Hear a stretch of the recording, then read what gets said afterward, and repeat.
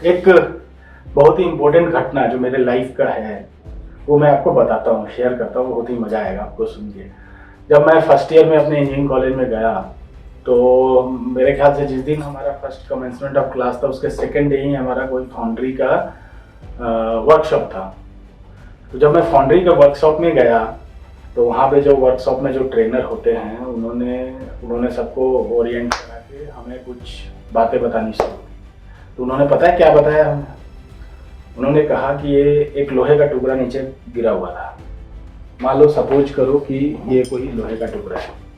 उन्होंने बोला देखो ये लोहे का टुकड़ा है, किसी काम का नहीं है, ये फेंका हुआ है रोड पे। अगर इसको रोड पे फेंक दोगे तो कोई उठाएगा भी नहीं। लेकिन इंजीनियर एक ऐसा प्राणी होता है इस दुनिया में कि वो एक्चुअली फाउंड्री का था। तो उन्होंने उसी लोहे से बनाया हुआ एक बोल्ट दिखाया। बोला देखो ये बोल्ट है, ये हमने इसको क्या किया, आग में तपाया, उसको ठोका पीटा, ठोक पीट के इसको बोल्ट बना दिया। अब इसको तुम रोड पे फेंकोगे तो कोई ना कोई इस बोल्ट को उठा लेगा, क्योंकि ये अब काम की चीज बन गई। बोला ये चीजें मैं आपको क्यों बता रहा हूँ? मैं इसलिए बता रहा हूँ कि एक इंजीनियर और डॉक्टर में क्या फर्क है। डॉक्टर है जब तक लाइफ है तब तक डॉक्टर का काम है, जिस समय लाइफ खत्म डॉक्टर की काम खत्म। लेकिन एक इंजीनियर ऐसा प्राणी होता है कि कोई निर्जीव चीज में भी वो जान डाल सकता है। तो इसीलिए इंजीनियर जो है वो ज्यादा इंपॉर्टेंट है हमारे सोसाइटी के लिए। डॉक्टर भी इम्पोर्टेंट है बट इंजीनियर ज़्यादा as a point of view of him. उन्होंने जो बोला उनके पॉइंट ऑफ व्यू से वो हमें ये समझाना चाहते थे कि आप कितना इम्पोर्टेंट हो। और इस वीडियो में भी मैं यही बातें करूंगा कि आप सोसाइटी के लिए कितने इम्पोर्टेंट हो।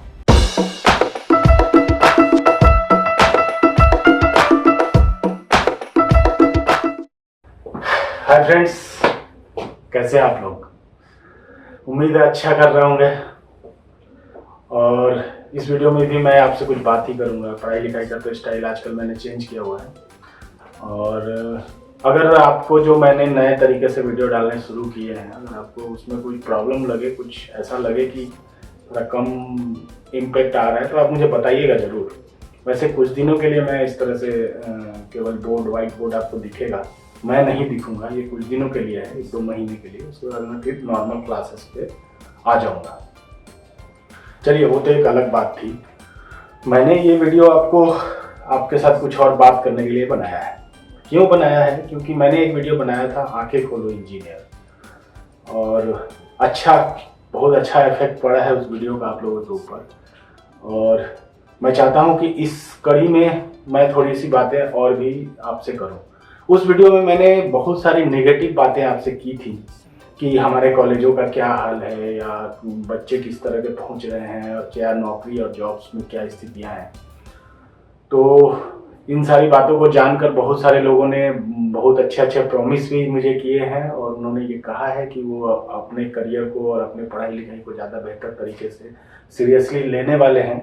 तो मुझे बहुत ही अच्छा लगा कि मेरी बातें सुनकर अगर कोई अपने पढ़ाई लिखाई के नज़रिए को चेंज कर रहा है, तो ये मेरे लिए बहुत बड़ा एक अचीवमेंट ही मानता हूँ अपने लिए। अब मैं थोड़ा सा, एक दूसरा पक्ष है हमारे समाज में, सोसाइटी में, इंजीनियर बनना, डॉक्टर बनना लोग इसलिए बनते हैं क्योंकि उनके माँ बाप या वो किसी से अफेक्टेड होते हैं। लेकिन इंजीनियर का क्या काम होता है सोसाइटी में, वो कितना इम्पोर्टेंट है हमारी सोसाइटी के लिए, ये ज़्यादातर लोग नहीं जानते। जिसकी वजह से एक जो है इंटरेस्ट की कमी हो जाती है उनके अंदर। क्योंकि अगर आप कुछ काम कर रहे हो और आपको पता ही नहीं है कि इस काम का होने क्या वाला है, आप जो पढ़ाई कर रहे हो इसका क्या इस्तेमाल है, तो डेफिनेटली आपका उसमें ज़्यादा मन नहीं लगता। तो बहुत सारे कम लोग, 2-4% लोग ही होंगे जिन्हें एक्चुअल में इंजीनियरिंग पढ़ाई का सोसाइटी में क्या योगदान है वो उन्हें पता होता है।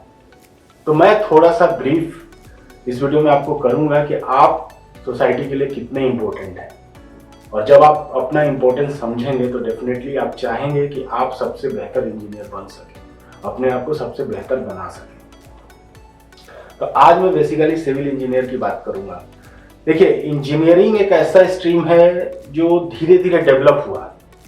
जैसे जैसे हमारी सभ्यता, सोसाइटी डेवलप हुई, उसी तरह इंजीनियरिंग भी डेवलप हुआ।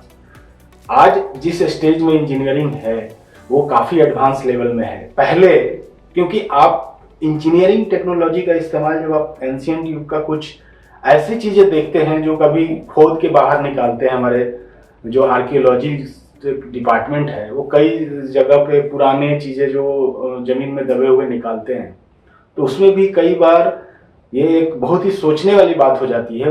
उस जमाने में भी बहुत अच्छे प्लान वो में सिटी बने हुए हैं, ड्रेन बना हुआ है, रोड बना हुआ है, ये देख के ये थोड़ा सा आश्चर्य होता है कि लोग इतने डेवलप उस जमाने में भी थे। तो पहले, जहां तक मेरा ये व्यू है, पॉइंट ऑफ व्यू है, कि पहले भी इंजीनियरिंग थी, आज भी है, आज ज़्यादा बेहतर तरीके से, ऑर्गेनाइज तरीके से, रिकॉर्डेड फॉर्म में है। पहले ये सारी चीज़ें इतनी ज़्यादा ऑर्गेनाइज नहीं थी, इसीलिए कोई कोई लोग ऐसे होते थे जो बड़ी बड़ी बिल्डिंगें या बड़े बड़े कुछ इंजीनियरिंग टेक्नोलॉजी कर पाते थे, और उनको आगे पीढ़ियों में ट्रांसफर करने का जो तरीका होता था वो इतना ऑर्गेनाइज नहीं था, जिसकी वजह से एक प्रॉपर इंजीनियरिंग जिसको हम लोग आज कह रहे हैं वो उस जमाने में इतना इस तरह से कहने के लिए नहीं होता था। सोसाइटी जैसे जैसे डेवलप हुई, उन्हें समझ में आया कि ये इंजीनियरिंग का क्या इंपॉर्टेंस है, तो उन्होंने इंजीनियरिंग स्ट्रीम को रिकॉर्ड करना शुरू किया, उसे एक एजुकेशनल फॉर्म दिया धीरे धीरे, और जो कि आज हमारे यूनिवर्सिटीज़ में और इंजीनियरिंग कॉलेजों में पढ़ाया जाता है। तो ये तो थी हिस्ट्री की बातें। मैं थोड़ा सा ब्रीफ आपको एक हिस्ट्री बताता हूँ कि पहले दो तरह की इंजीनियरिंग होती थी। एक होती थी मिलिट्री इंजीनियरिंग, एक होता था सिविल इंजीनियरिंग, जिसके हम लोग स्टूडेंट हैं। और मिलिट्री इंजीनियरिंग में बाकी जितने भी इंजीनियरिंग है वो सारे पार्ट होते थे मिलिट्री इंजीनियरिंग के। उसके बाद जैसे जैसे डे बाय डे डेवलपमेंट हुआ और हमें ज़रूरत पड़ी और ज़्यादा एनहेंसमेंट की, और ज़्यादा नॉलेज की, तो हमने फर्दर डिवाइड कर दिया और कई सारे ब्रांच बनाए। इसीलिए कई जगह कहा जाता है कि मदर ऑफ ऑल ब्रांचेज जो है वो सिविल इंजीनियरिंग है। और अगर हम उससे भी थोड़ा पहले जाएं, सिविल इंजीनियरिंग और मिलिट्री इंजीनियरिंग के अगर पहले जाएं, तो केवल सिविल इंजीनियरिंग था, उसका कोई नाम ना हो, बट वो किसी न किसी फॉर्म में था, और उसी वजह से हमारी सोसाइटी आज इतनी डेवलप हो पाई है। अब बताता हूं मैं आपको सिविल इंजीनियरिंग के बारे में। सिविल इंजीनियरिंग और मिलिट्री इंजीनियरिंग दो ही इंजीनियरिंग है। सिविल इंजीनियरिंग इतना जरूरी है कि आज अगर सिविल इंजीनियरिंग ना हो तो समझ लो कि आपका एक सेकंड किसी भी इंसान का इस धरती पे गुजारना नामुमकिन जैसा ही है। आप इतने इंपॉर्टेंट हो। और भी इंजीनियरिंग स्ट्रीम है हमारे लाइफ में, सभी इंजीनियरिंग स्ट्रीम का बराबर ही योगदान है आज के डेट में, कह सकते हैं। लेकिन फिर भी मैं ये कहूँगा कि एक सिविल इंजीनियरिंग, उसका नाम जैसे उसका नाम है उस हिसाब से आपके सुबह उठने से लेके शाम के सोने तक हर पग पग पे सिविल इंजीनियरिंग आपके जिंदगी में आपसे रूबरू होता रहता है। अब खुद सोचो कि जब आप बाथरूम में जाते हो तो आप कितना आसानी से, बाथरूम में कितनी चीजें होती हैं। आपके बाथरूम में होता है नल जिससे आप पानी निकलता है, उस पानी को आपसे आप नहाते भी हो। आप एक WC या कहो कमोड का इस्तेमाल करते हो। आप उसमें अपना नाइट सॉइल वेस्ट उसमें डिस्पोज करने का एक ऑटोमेटिक सिस्टम भी आपने बना रखा है। तो ये सारी जो चीजें हैं, अगर आप एक मिनट के लिए सोच के देखो, आप चले जाओ 50 साल पहले, या शायद आज भी गांव में इतना डेवलप नहीं है चीजें, तो लोगों को कितनी मुश्किलों का सामना करना पड़ता है। और इसकी वजह से ये सैनिटरी सिस्टम जो है वो अगर नहीं है तो कई बार मतलब हेल्थ प्रॉब्लम्स भी होती है। तो जितनी भी जिंदगी से रिलेटेड जितनी भी चीजें हैं उनको ज्यादा बेहतर तरीके से बेहतर बनाने के लिए और हमारे जिंदगी को आसान बनाने के लिए ही सिविल इंजीनियरिंग डेवलप हुआ है और डे बाय डे डेवलप हो रहा है। चाहे वो आपके वेस्ट मैनेजमेंट से हो, वेस्ट डिस्पोजल से हो, चाहे वाटर सिस्टम पीने का पानी है, वाटर सिस्टम डिस्ट्रीब्यूशन हो, चाहे आपकी बड़ी बड़ी जो मल्टी स्टोरी बिल्डिंगें बन रही हैं, चाहे वो मल्टी स्टोरी बिल्डिंगें हो, चाहे रोड हो, मतलब कम्युनिकेशन का जितना भी सिस्टम है, ट्रांसपोर्टेशन हो, चाहे वो रेलवे हो, चाहे वो रोडवेज हो, हर चीज, या ट्रैफिक इंजीनियरिंग, हर चीज ये आपके सिविल इंजीनियरिंग के अंदर आता है। पॉल्यूशन कंट्रोल,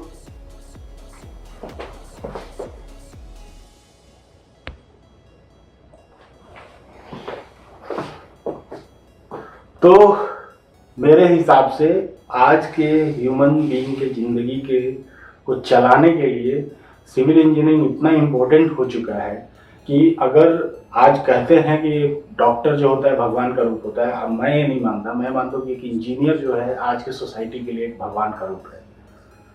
तो एक इंजीनियर इतना ज़्यादा रिस्पॉन्सिबल पर्सन है कि अगर उसको एक भगवान का दर्जा दिया जा सकता है, तो उसको भी उस तरह से नॉलेजेबल होना चाहिए।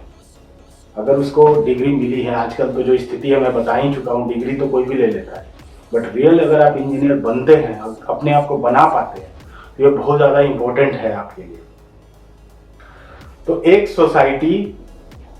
सोसाइटी में जीने के लिए जितनी भी चीज़ें जरूरी होती हैं, उसमें कुछ नया कर सकते हैं आप as a civil engineer. Day by day हो रहे हैं इनोवेशंस, और वही इनोवेशन देखो, साइंस और इंजीनियरिंग में क्या फ़र्क है। जितने भी साइंस है, साइंस की लिमिट जहाँ खत्म होती है, इंजीनियरिंग तो उसके काफ़ी पहले ही खत्म हो जाता है। लेकिन अगर हमारे पास साइंस है तो उसको हम अनलिमिटेड लेंथ तक, अनलिमिटेड हाइट तक उसको पहुंचा सकते हैं, डेवलप कर सकते हैं। तो साइंस हमारे पास इतना अवेलेबल है कि हम इंडिया के हिसाब से कहें तो आप आगे 100 साल भी डेवलप कर लो, अपनी पूरी इंजीनियरिंग लगा लो, लेकिन आपके पास साइंस की कमी नहीं होने वाली। तो आपके पास साइंस पूरा है। आप ऐसे भी देख सकते हो, एक इंडिया में किसी सिटी को कंपेयर करो आप यूएस के किसी सिटी से, तो आपको समझ में आएगा कि उन्होंने अपनी इंजीनियरिंग कहाँ से कहाँ तक पहुँचा दी है और हमारी इंजीनियरिंग कहाँ तक अटकी हुई है। यहाँ पे एक अच्छी बात भी है कि यहाँ पे बहुत अच्छे अच्छे इंजीनियर्स हैं, उनको अपॉर्चुनिटी नहीं मिल रही है। तो कई लोग पहले तो बाहर चले जाया करते थे, लेकिन आज धीरे धीरे इंडिया में भी अब डेवलपमेंट का जो परिप्रेक्ष्य चेंज हुआ है, तो अच्छे इंजीनियर की यहाँ भी ज़रूरत है, अच्छे इनोवेशंस की यहाँ भी ज़रूरत है। बड़ी बड़ी कंपनियाँ यहाँ भी आज एस्टेब्लिश्ड हो चुकी हैं, कई बाहर की कंपनी भी यहाँ आ चुकी है। तो आपके लिए भी एक अनलिमिटेड अपॉर्चुनिटी है। अगर आप सही में उस लेवल के लोग हो, तो उस लेवल का नॉलेज रखते हो, तो डेफिनेटली आपके लिए भी अपॉर्चुनिटीज़ की कमी नहीं है। आप सोसाइटी के लिए बहुत ही ज़्यादा इम्पोर्टेंट हो। आप सोसाइटी के लिविंग के स्टाइल को चेंज कर सकते हो, बदल सकते हो हमेशा के लिए। आप में इतनी कैपेबिलिटी है, तो आप बेहतर तरीके से पढ़ाई करो और बेहतर देखो। एक चीज़ और मैं आपको यहाँ पे ज़्यादा नहीं बोलूँगा, आज अगर आप इंजीनियरिंग कॉलेज में पढ़ रहे हो तो आपका सिर्फ और सिर्फ एक ही ड्यूटी होनी चाहिए कि आपके जो कोर्स की बुक्स हैं उसमें जो भी लिखा है आप ज़्यादातर उनको समझ के अच्छी तरह से उनको पढ़ो। आप उस कोर्स के बाहर की तरफ ज़्यादा झांको मत, लेफ्ट राइट ऊपर नीचे झांकने की जरूरत नहीं है, लोग करते हैं। लेकिन मेरा यही मानना है कि आज जो भी कोर्स में है आप उसको अच्छी तरह से पढ़ो, 2 बार पढ़ो, 3 बार पढ़ो। उसके बाद जब आप बाहर निकलोगे कॉलेज से, जब आप एक अच्छे जॉब में जाओगे, देखो उतना ही इंजीनियरिंग नहीं है, बहुत ही छोटी चीज़ें जो हम पढ़ते हैं इंजीनियरिंग कॉलेज में बहुत कम है जितनी इंजीनियरिंग करनी है आपको। लेकिन वो सब चीज़ें आप बाद में कर लेना। आप पढ़ते समय इन सब चीज़ों पे ज़्यादा ध्यान मत दो। तो पढ़ते समय कॉन्सेंट्रेट करो अपने बुक्स के सिलेबस के ऊपर, और उसी के बेसिस पे आपको अच्छा जॉब भी मिलेगा। और आगे के जितने भी डेवलपमेंट है या आगे फर्दर इंजीनियरिंग जो आप जानोगे, तो उसमें आपको काफ़ी हेल्प मिलने वाला है। तो एक इंजीनियर भगवान से कम नहीं है आज के सोसाइटी के लिए। तो अगर आपको भगवान की तरह की जिम्मेदारी मिली है, तो आपको भगवान की तरह ही अपने आप को नॉलेजेबल बनाना चाहिए। तो मेहनत करो, खूब मेहनत करो, खूब मेहनत करो और अपने आप को अच्छा इंजीनियर बनाओ। तो इस वीडियो में खासकर इतना ही। मुझे पूरी उम्मीद है कि इस वीडियो को देखने के बाद आपके अंदर एक ऊर्जा का संचार हुआ होगा और आपको अपना रेस्पॉन्सिबिलिटी सोसाइटी के प्रति समझ में आया होगा। तो आज के बाद आप अपने आप को बेहतर तरीके से डेवलप करने के लिए कोशिश करोगे, और अगर आपने कोशिश शुरू की तो इस वीडियो का सक्सेस इसी में है। तब तक के लिए इतना ही, मिलते हैं अगले वीडियो में। Bye bye.